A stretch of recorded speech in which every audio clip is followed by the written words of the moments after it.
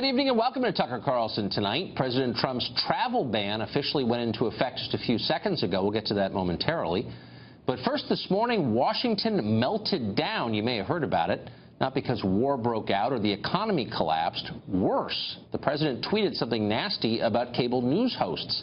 In case you're returning from New Zealand tonight and missed it, here's what he wrote. Quote, "I heard poorly rated Morning Joe speaks badly of me. Don't watch anymore.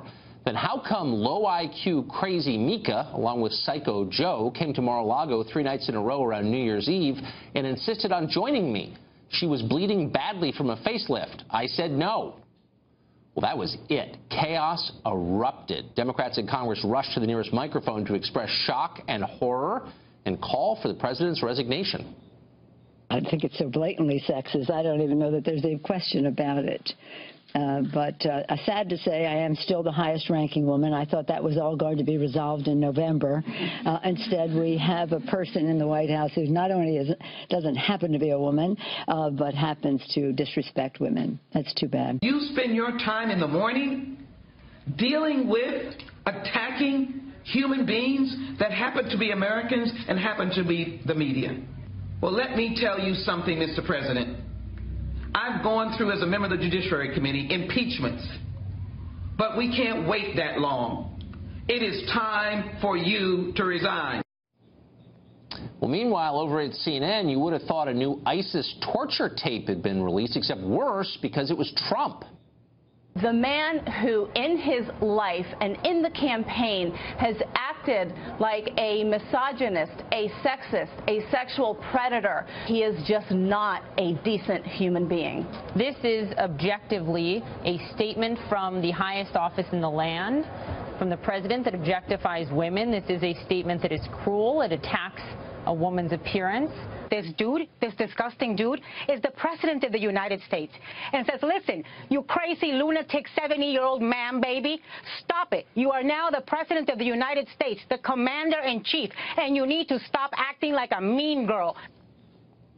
Got that? Because Trump attacked one woman, he attacked all women. He's a sexist because he's acting like, quote, a mean girl, which is suddenly a feminist thing to say, despite the fact it's an attack on girls. Okay, so what is this really about? Well, first, Trump is fighting back. The media suggests he's a mentally ill criminal. He calls them on their facelifts. He's a brawler. They're shocked by that, but they shouldn't be. There's something else going on, though. Trump doesn't play by the rules. He's a threat to the people who make and enforce the rules. In this case, the media establishment here in Washington. They hate him for that, and for good reason. They pretty much said so out loud today.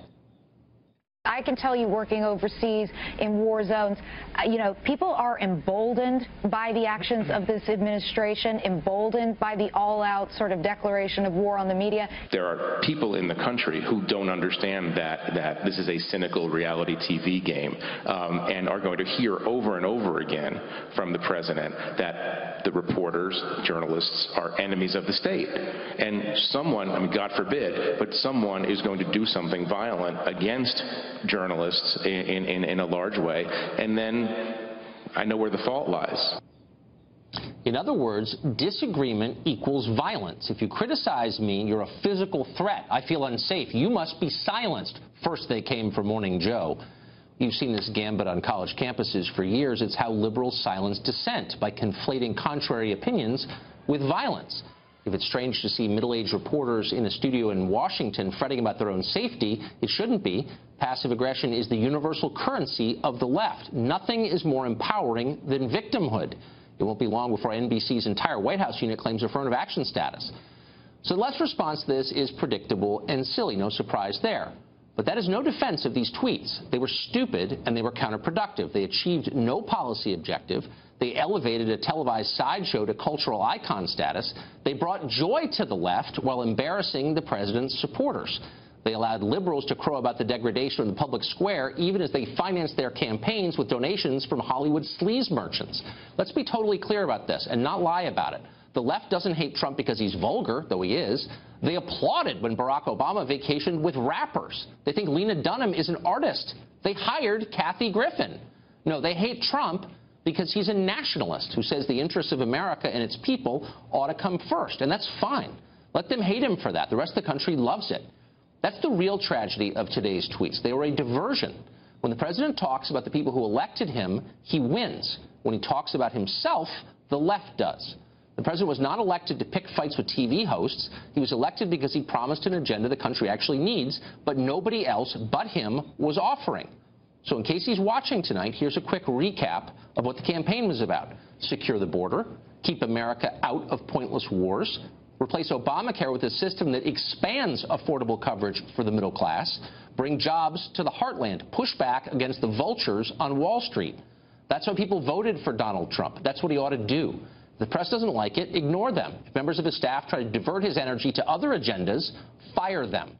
Rarely has a president been elected with a clearer message, a clearer mission: restore the middle class. If he sticks to that, he will win. If he doesn't, he won't.